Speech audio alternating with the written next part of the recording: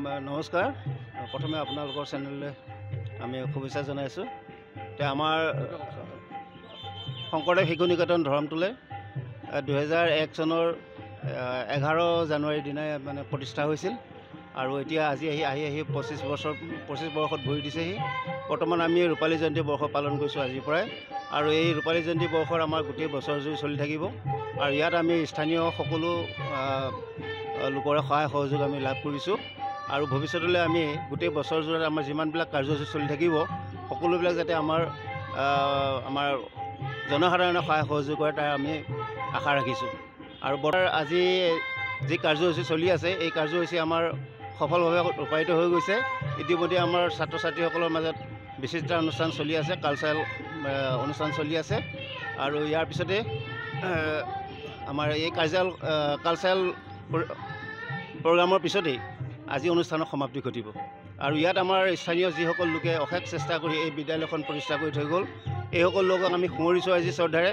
স্মৃতি তৰ্পণো হৈ গৈছে, আৰু আমাৰ 25 বছৰ উপলক্ষে আজি আমাৰ 25খন পতাকা উত্তোলন কৰা হৈছে ইতিমধ্যে।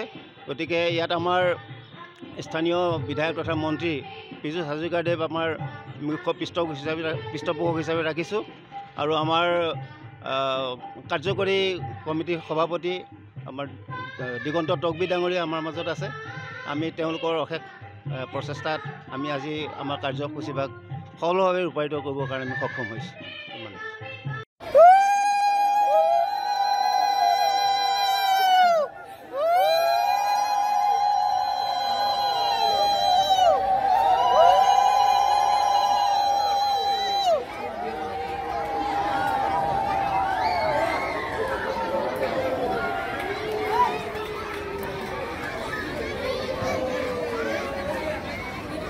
আহ্বান জনাম ৰূপালী জয়ন্তী আদৰণি সমিতিৰ কাৰ্যকৰী সভাপতি সন্মানীয় দিগন্ত তকবি।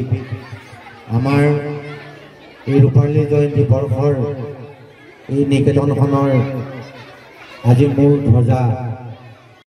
সন্মানীয় অতিথিসকল, আজিৰ এই মন্ত্ৰী প্ৰদান অনুষ্ঠানৰ মূল মন্ত্ৰী আমাৰ সন্মানীয় প্ৰফুল্ল দাস ডাঙৰীয়া।